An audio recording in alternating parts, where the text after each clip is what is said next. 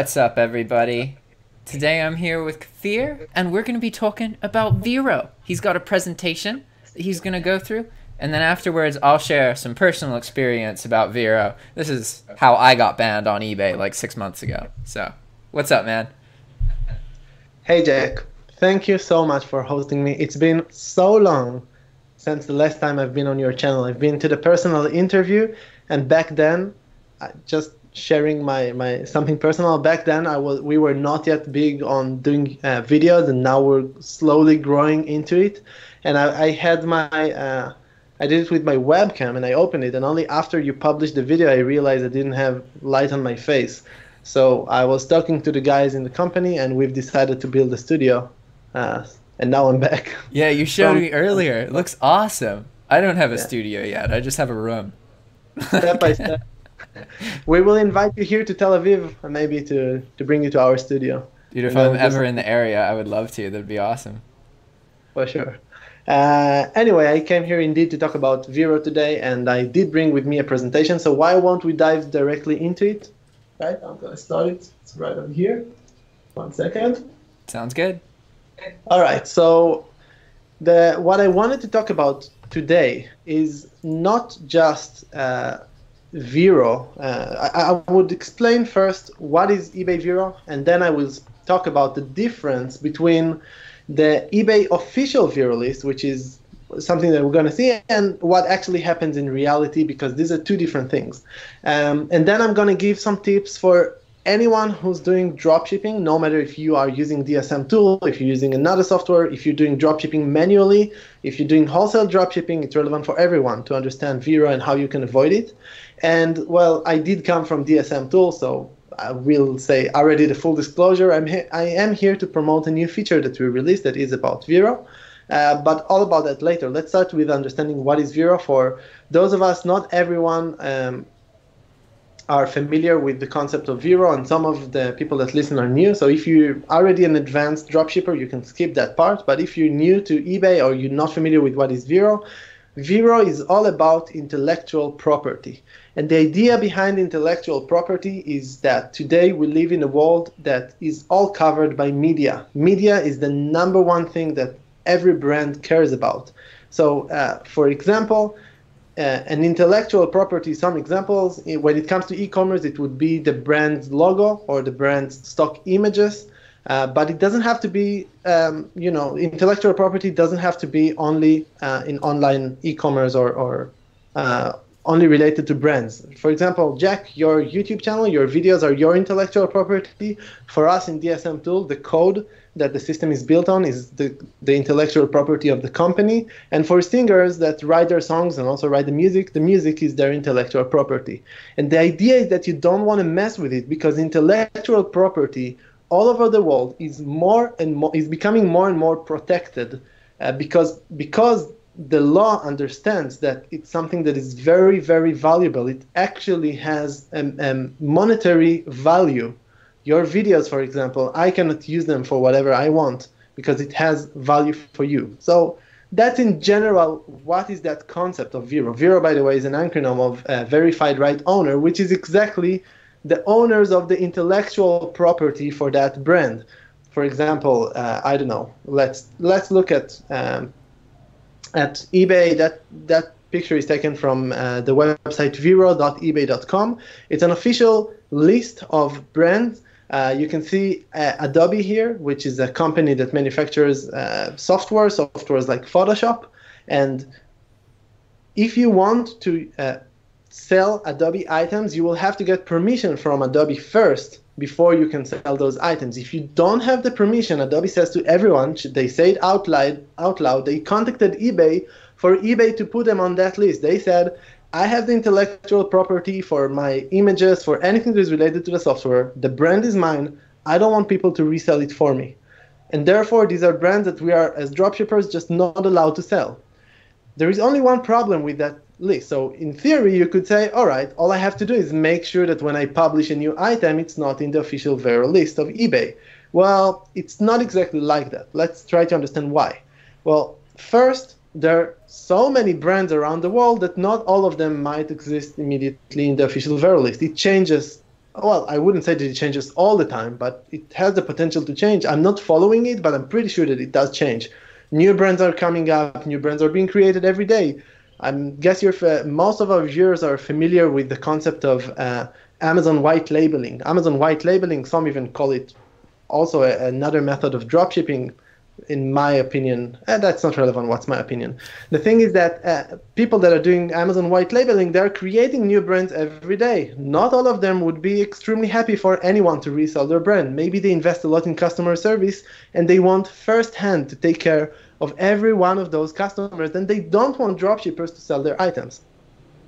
So what they can do is they can go on eBay and fill out a form that says that eBay item ID, which might be any one of our viewers' item ID, that one violates my rights for intellectual property. It's my intellectual property and someone else is using my intellectual property, and that's when you as a seller get a VERO violation. And the more of those that you stock, the more chance that you'll get suspended. But I'm going to, the part where you get suspended, first it's like 3 days, and then it's 7 days suspension, and eventually your account gets completely restricted. I'm going to leave you, Jack, to tell that story a little bit later on. I just wanted to say that what we're learning from that is that in reality, the official VERO list is just not enough. It's not enough. You could still get VERO violations even when you are not publishing items from the official VERO list.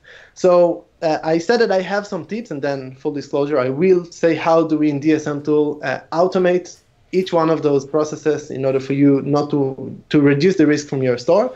But if you are doing, for example, manual dropshipping or wholesale dropshipping or anything like that, what you want to do is if you don't have permission from the brand to sell those items, if you do have permission, ignore my tips. But if you don't have permission to sell those items, first thing first, check vero.ebay.com. Go to the website and check that list before you publish that item. It takes a little bit longer to publish than the item, but you're reducing the risk from getting your account suspended. You're building a sustainable business instead of a business that works really fast, but everything falls down eventually.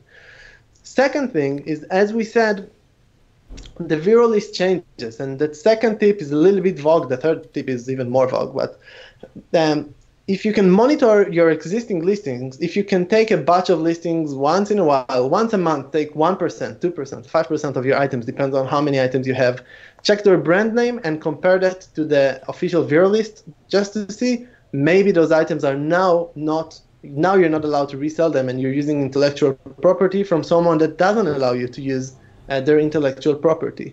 If you could do that, that would effectively reduce the risk from your store. This third thing is more related to, is even more vague, and it says, try to avoid listing brands. And what that means, I'll be more specific. Let's say that you're selling baby toys. So every parent knows the most known brands or the most growing new brands in the category. And they could tell you what are the brands that might have higher risk. It's not, I don't have any math or anything that I can tell you that these are going to be the brands. Sorry, I meant any formula.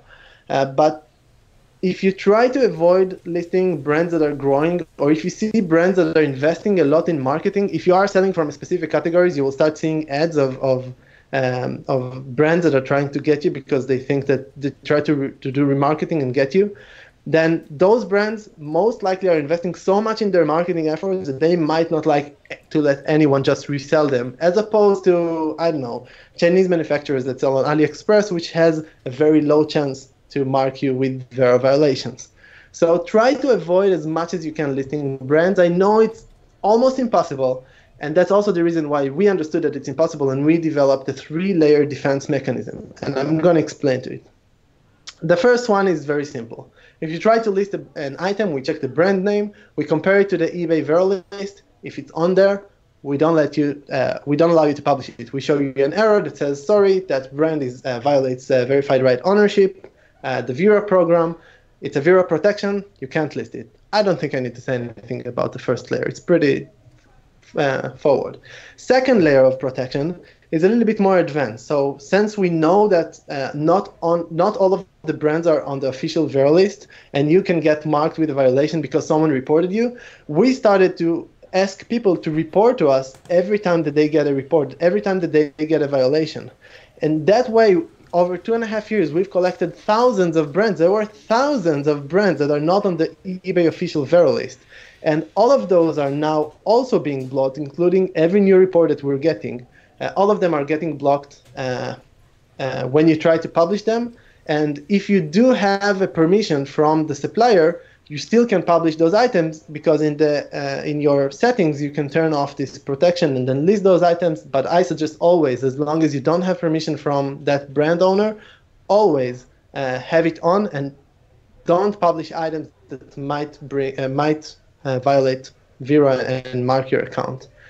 The third layer, which is my favorite, the cherry on top of the cream, is a new feature that we've just released. It's called the Vero Scanner. What we do is once in every 24 hours, we take all of your items. Remember that I talked about sampling your items once in a while because maybe the list has changed.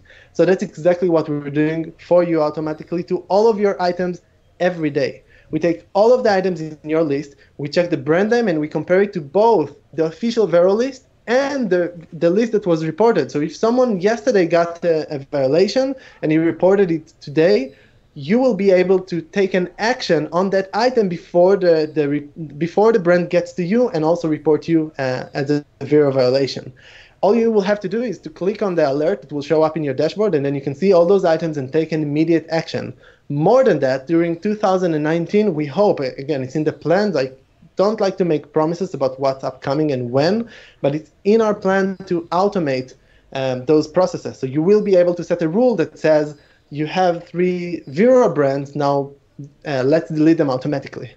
So that's the third layer. I just want to give one last tip for whoever is collecting items using the DSM tool for Chrome, the Chrome extension. The Chrome extension not only has the ability to collect items and just create lists of items that you want to list from all of the supported suppliers of DSM tool, and all of the future supported suppliers, it's going to be there as well. The same way as it allows you to copy paste the addresses and tracking information, which is also going to be added to all of the new supported suppliers that we're adding this year. But what we've added to it as well is a Vero mark. I don't know if you can see my mouse, but it's over here. So, well, I mean, it's in the middle of the screen. It's a Vero mark within the website. The way that we do it is we see, you can see that it says the brand name. It says Buy Lego over there. And we just check that and we immediately compare it to all of the Vero brands in our list. So while you're collecting the items from the source website, if the brand name exists on the website. By the way, if any of the viewers is using DSM Tool for Chrome and they found on the website like the brand name and we missed it, let us know and we will add the tag of the Vero in that supplier, and then you will be protected using that supplier. So already when you're collecting the items, which is great, it's a great time saver in that sense. That's it. I talked about everything that I have to say about Vero. If anyone has a question, comment below, and we would love to answer and to be here for you. I'm going to stop sharing the screen, and it goes back to me. I'll put the mouse down, and I'm open for questions or anything that you have to share. I would love to hear your story, Jack. What happened? Yeah, so I have a decent amount of experience with Vero. Before I get to that, I want to explain the way that the Vero participant program works on eBay. Essentially, eBay allows Vero rights holders to sign up for an account and then to report violations, okay? So in order to do this, there is a process to prove that you are a rights holder. This is fairly diligent. It is possible to spoof this process and make it look like you are a rights holder when you're not, but it's not super convenient. Who has the incentive to that? Yeah, exactly. But the main thing I want our audience to understand here is the reason that the Vero list isn't up to date. Because eBay does have the list that you showed. The reality is, it is not a requirement for a Vero participant profile holder to have a profile on that list. And it's actually not necessarily even encouraged by eBay. eBay doesn't push them to do that. eBay gives them the ability to create that post if they want to. So the reality is that the vast majority of these Vero accounts that can flag people are not on that list, right? And this is why, because it's not required for them to be on the list. They can literally just say, this is what I own, this is my account, all right, cool. And at this point, this person can flag any product on eBay if it's relevant to their IP. And even if it's not relevant to their IP, they can still flag it and get it removed. So this is where it is important to understand the difference between trademark violation and copyright violation. Because if it is a copyright violation, as an eBay seller, you can actually defend yourself. eBay has a process of proving that you have the right to use the image or whatever, and you can go through and get the violation removed. Whereas if the claim is counterfeit or something that is covered by trademark law, there is no way to defend yourself against this. And so in my case, I got banned because I had so many products. I was just experimenting, right? Posting tons and tons of products. And there was an abusive Vero rights holder who was claiming that the products that I was selling were counterfeit, when the reality is they were their actual products. However, because dropshipping isn't super known by everybody, from this intellectual property person's perspective, they see that I'm selling something, they assume I already have it, they know they didn't sell it to me, so from their perspective, it's counterfeiting, it's fake. Even though the reality is I never even had the product, and I haven't even made a single sale on it, but you still get in trouble with it. So what happened in this case is that there was a specific company called Kfir, and they kept doing this multiple times. And the problem was that the brand name Kfir was not in all of their products, and I wasn't able to know all of the products that they sell. So I got dinged 3 times. One for Kfir, and that's Gkhair. Another time for global keratin, which is what GK stands for. Global, GLOBAL KERATIN. And then another time for hair taming system. All products sold by the same company, and no way for me to identify that Kfir sold all of these products. But from eBay's perspective, I was counterfeiting things 3 times, right? Yeah. And so then the nail in the coffin, the thing that got my account permanently banned, was a product called Neurobian. Neurobian, I think. Neurobian. And essentially, this is a nutrition product. It's like a supplement, basically. And it is trademarked in the UK by a different company than the US company that trademarks it. So I had GSP enabled on a listing of a Neurobian product. This allowed shipment into Europe. So the European company was like, oh, American Neurobian, that's not European, violates trademark, counterfeiting. And that was the thing that did my account in. All right. I want to say about that first I want to thank you, because I don't go in depth into the whole legal concept of how exactly those brands counterfeit you on eBay, and what's the difference between the claims that they can do and how can you react to that, because that would be a 3 hours webinar. Yeah. I think that maybe you should do it, but I'm here to give, we are here to try to today first to say to everyone, it is important that at least at some point, even if you're just starting, you will start to understand the legal aspects of your business. It is your business and you're building it long term. And just throwing garbage, sorry that I'm saying that, I'll give you, true. I'll be more specific to that. Thinking that you're gonna work 1 hour a day making $10,000 a month is a myth. It doesn't exist. If anyone promises that to you, it's a lie. If it would be possible, me and Jack wouldn't be doing this video and wouldn't be working such crazy hours sometimes, because sometimes that's what we have to do, because that's part of managing a business. And as an online entrepreneur, it is important to go deeply and understanding at some point the legal aspects. And Jack, I think that's a great thing to do a follow-up on and maybe show some of those examples. I don't know if you already have done that, because I haven't followed back then. But if you do, I think it's a great subject for to talk about. And even if not, even if it's a little bit overwhelming and you still have everything that you need to do in life, the least that you can do is to provide yourself some layers of protection. And I want to say something more about that. The 3 layers of protection also doesn't mean that it's 100% sealed box. As you mentioned, Jack, the new brands or new kind of cases are coming up all the time. There is nobody that can promise a 100% protection from Vero when you're doing dropshipping and when you're selling items that you did not get a written agreement from the brand owner that says you're allowed to sell my products. And therefore, you have to understand that risk and do everything that you can in order to reduce the risk to minimum, as minimal as you can when listing items and when doing dropshipping. And that's the only way to build a sustainable business that will last for a long time. Yeah, I completely agree.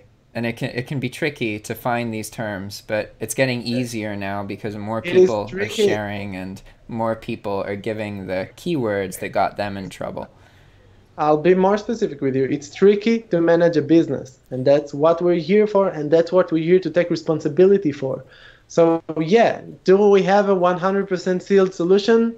No, we don't, and I have to be honest with that, because I tell people go use DSM Tool and go use those protections, and I still have to be honest with you and say that it's not a 100% sealed in here. I'm saying it out loud. I'm saying it publicly. It's not yet a 100% sealed deal, but the more you will reduce the risk, and more than that, the more you will invest in understanding what is it that you need to do in order to manage your business sustainably, the more you will become a legitimate dropshipper, not only by, well, we have now the whole thing about whether dropshipping, retail arbitrage, me and Jack had a huge discussion about it just before we started this recording, whether it's legitimate, whether it's not legitimate, where does it go, and understanding how to manage the business correctly on the legal aspect, the same way that understanding what is that message of eBay that is sending to everyone, that they should do a really good job in giving customer support, but not only customer support, in giving a great buyer experience by providing the right details for the products,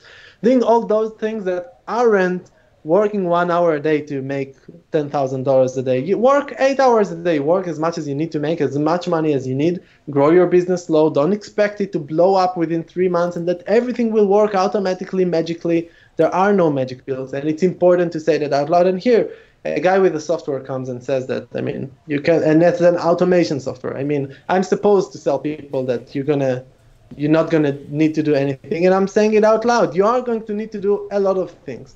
So keep learning. By the way, subscribe to the channel and start following YouTubers that are talking about dropshipping. Always know what's going on, what is out there, what are the new things that happen, what is changing. Dropshipping in 2019 is not dropshipping in 2012. It's a completely new era of dropshipping, of e-commerce in general. Everyone are now online. Online sales are, I don't know, I don't want to say that they are stronger than offline sales. I don't really have the statistics, but they're super strong. They're growing nuts. Mobile's growing. eBay wants... You can say that. What? Mobile use is growing a lot, yeah. Exactly, and we have to adapt ourselves, and we have to understand what are the requirements from us in order to do dropshipping. And, well, I hope that I could do my part by me and my team in DSM Tool by providing as much knowledge and information together with the best tools to do that. But if anyone thinks that they could use that software or any software and that's it, like that's all that they have, that's not it. That's just the tool to manage your business. You still have to manage your business. These are still real buyers that come to buy from you, and they pay real money, and the same way that you pay real money and accept something, they have their expectations. And brands that are selling their products maybe not like you to resell their products, and we have to respect it, and we have to do anything that we can in order not to violate their intellectual property rights. It's their intellectual property rights. Awesome. So I think this is pretty much everything. We've gone over Vero, so anybody watching can understand how it works, and also how to better avoid Vero problems, knowing that it can lead to you losing your eBay account, and commonly does lead to people losing their eBay account, and I'm an example of this. Well, I do hope that you will find ways to go back and manage your, your e-commerce business properly. And I know that you're also doing YouTubing, and you're also doing all kind of awesome stuff. And yet, yeah, I mean, what a great lesson for everyone about how important it is that if you take experiments and if you automate everything, we already said it, you're just taking higher risk, and you have to take that in account. Don't be so surprised if your account gets banned. Yeah, I wasn't surprised at all, because with my account, like, it's not like I really had a dropshipping business. I was doing a dropshipping experiment and seeing what would happen if you just blindly posted tens of thousands of listings. So of course, inevitably, it got banned. That makes a lot of sense. But what Kfir is saying to everybody, to clarify his message more, is that as dropshippers, if you want a lasting business on eBay, you need to work on your legitimacy. You need to take it more seriously so that your customers are having a good experience, because ultimately that is what eBay cares about. And as dropshippers, it's super easy to give customers a really crappy experience. And there's tons of dropshippers who are trying to learn. They post a bunch of items. They log out of their eBay account. They forget about it. 2 weeks later, they log in. They're like, oh, I got a sale like 2 weeks ago. Like, this person purchased something, gave their money away, is excited because the item said it was going to arrive on Thursday. And that was a week ago. So they've already created a horrible experience for the buyer. And then what did we, by the way, it's my fault as well. I'm taking responsibility. Jack, what did we teach in 2016 to do when you can't fulfill an order? There were a lot of different things. Which one are you referencing? Yeah, manipulate your way out of it. Yeah. A lot of people would lie about it. You would send messages. There would be a template. I think it still is, and we have to delete it. There is a template in DSM Tool that says, I can't fulfill the order, and I don't know, my warehouse got burned, all that kind of stuff. Instead of making sure, I mean, if I would go to a store and I would buy a product and they wouldn't be able to fulfill it, I would expect a call from the shop owner saying to me that he's sorry that he can't fulfill the order. And then, you know what? And then maybe you can ask him to cancel the order on his side because it would hurt your seller ranking. Yeah. Leave him happy. Give him a coupon of $2. Take responsibility. But we're already talking about taking responsibility in dropshipping. We started with Vero, which is, by the way, the same concept, because we have to respect the intellectual property of the brand owners. I mean, if you would build a brand, and many people that do dropshipping move then on to do branding and they build their own items, you would want people to respect the hard work that you did. And if you don't want people to resell it, you would want people to respect it. And that's what we as dropshippers have to do. And that's the reason why we created that mechanism. It's more than a mechanism just to stop people from getting violations. It's an actual way to respect the brand that says, don't sell my items. Mm-hmm. All right, but that's it. I think that we went through that. Yeah, yeah. So for those of you guys watching, if you're watching this on my YouTube channel, you can look in the description for a link to DSM Tool if you're interested. Right there. Over there. Yeah. Yeah, that's exactly where. But yeah, and we'll be doing more videos in the future for sure. So for now, I really hope. Thank you very much for hosting me again. Yeah, of course. Ciao, guys. Bye-bye.